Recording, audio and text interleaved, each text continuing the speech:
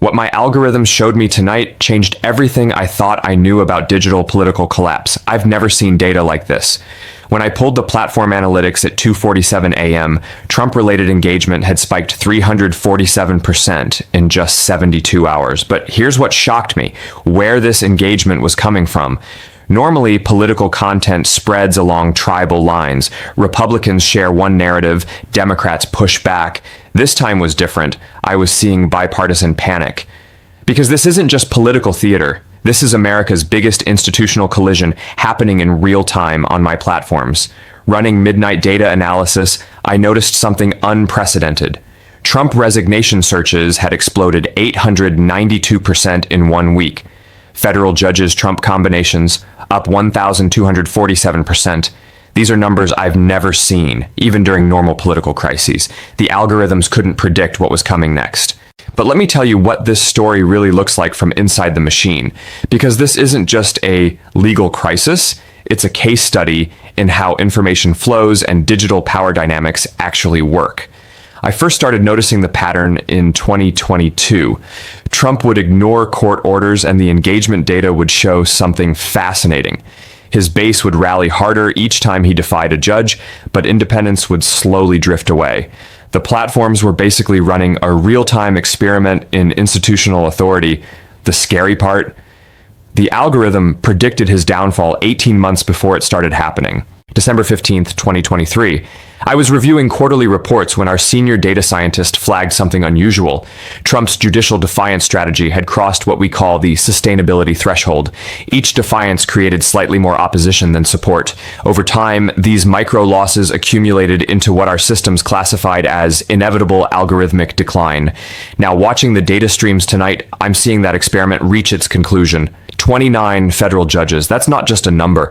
That's a mathematical threshold I've been tracking for years. When institutional opposition hits certain network density points, algorithmic amplification creates irreversible momentum. We saw it with corporate boycotts, social movements, even stock market crashes. 29 judges demanding resignation. That's crossed the network threshold. Here's what's happening behind the scenes that nobody's talking about. When Judge Boasberg issued that deportation injunction back in April, our content moderation AI flagged it as a constitutional crisis indicator. The system had been trained to recognize patterns of institutional breakdown, and this lit up every warning signal. The administration ignored the order, deported asylum seekers anyway. That single action triggered what our data scientists call a cascade failure point across digital networks. Suddenly, content about judicial authority was being shared by accounts that had never engaged with legal topics before. The story was escaping its normal political silos. But here's the twist nobody saw coming. Trump's own social media strategy accelerated his downfall. Every time he attacked a judge online, our engagement algorithms would boost those posts to his followers. But they also boosted the judge's responses, court documents, legal analysis, everything. His attempts to control the narrative through social media were actually amplifying his opponent's messages. I watched this unfold in real time through our backend systems. Trump would post something about corrupt judges at 6 a.m. By noon, your judicial independence would be trending. By evening, law professors, former prosecutors, even conservative legal scholars were posting explainer threads that reached millions. The platforms had become a judicial education system, and Trump was inadvertently funding the curriculum.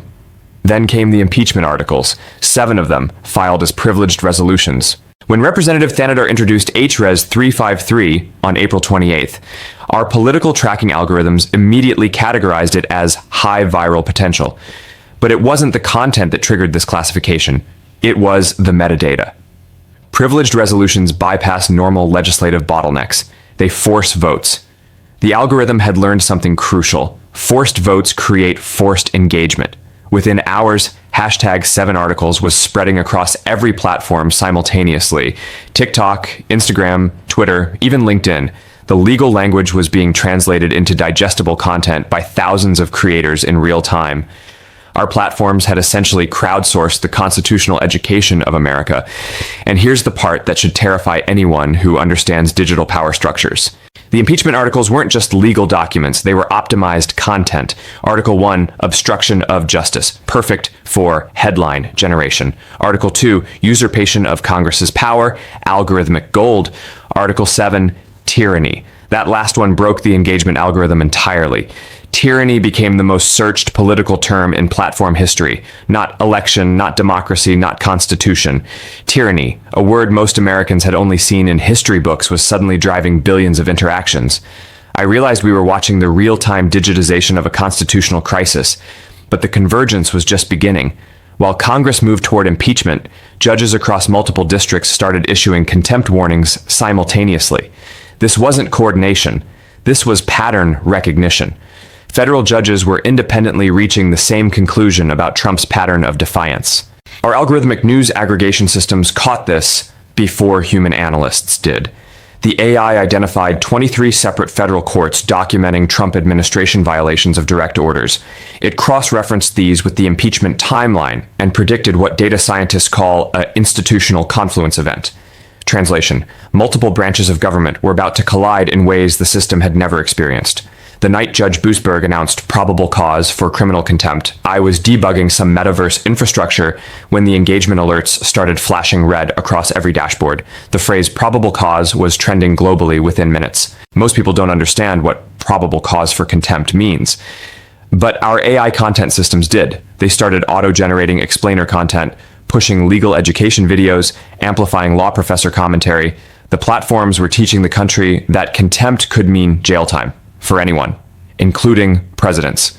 Within 6 hours, our systems had distributed more constitutional law content than the entire American K-12 education system delivers in a month. Legal content that normally reached maybe 50,000 people was hitting 50 million. TikTok videos explaining contempt of court were getting more views than Super Bowl highlights. Our AI had identified what it classified as an institutional education emergency and automatically prioritized content that would help users understand what was happening to their government. That's when I understood what was really happening. And this wasn't just a legal crisis being covered by digital media. Digital media was actively shaping how the crisis unfolded. Every time Trump attacked a judge on Truth Social, our cross-platform monitoring systems would detect it within seconds. His posts would be screenshotted, shared, analyzed, and critiqued across every other platform simultaneously. His attempts to intimidate judges were being amplified into evidence of the very tyrannical behavior Congress was impeaching him for.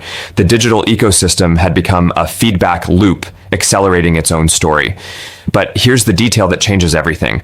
Timing. According to our predictive models, the House vote on impeachment and the first contempt enforcement actions are projected to happen within the same 48-hour window.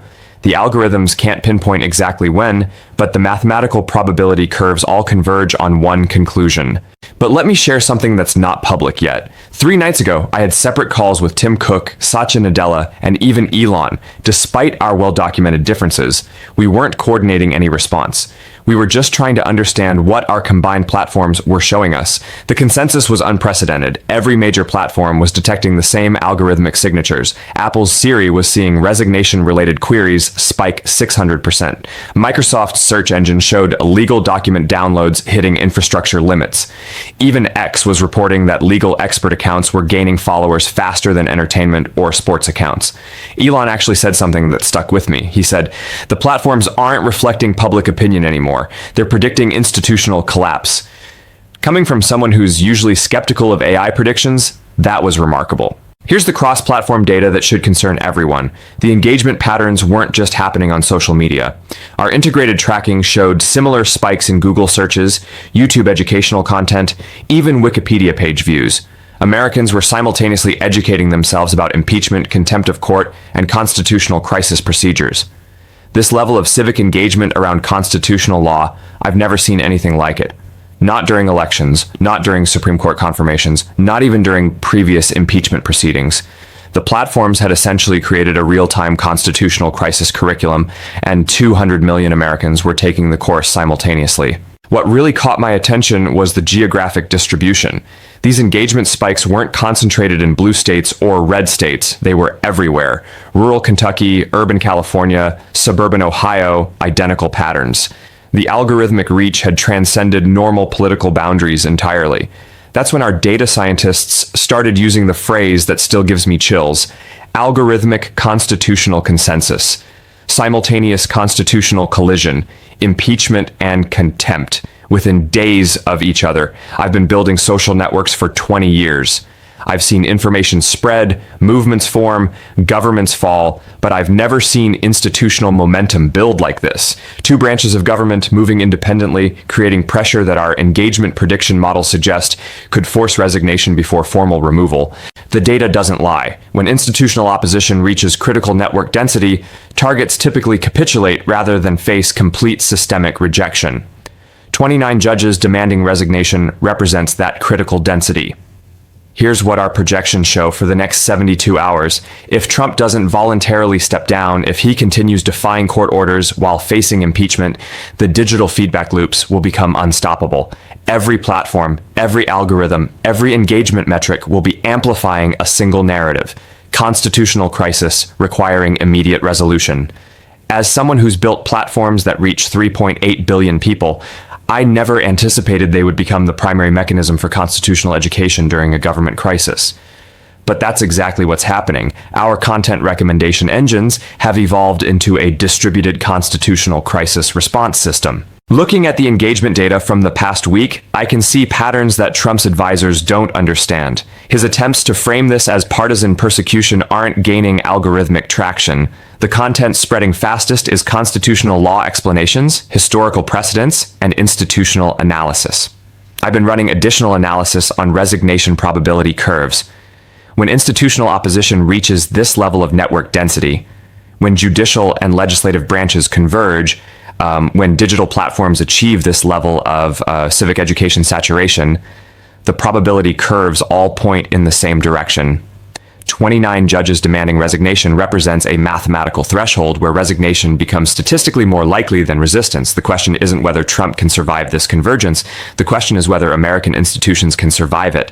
I'm watching from inside the machine as democracy stress tests itself through digital acceleration. The algorithms that connect our society are about to determine whether our constitutional system can contain a president who refuses to be contained. The answer comes soon. Maybe tonight, maybe tomorrow. But it's coming. 29 judges have spoken, the algorithms are listening, and the momentum has already begun. This is how institutional power ends in the digital age, not with tanks or armies, but with networks reaching mathematical consensus that change is inevitable. The data suggests Trump's resignation isn't just possible. According to every predictive model I can run, it's becoming algorithmically unavoidable. We're about to find out if that's true.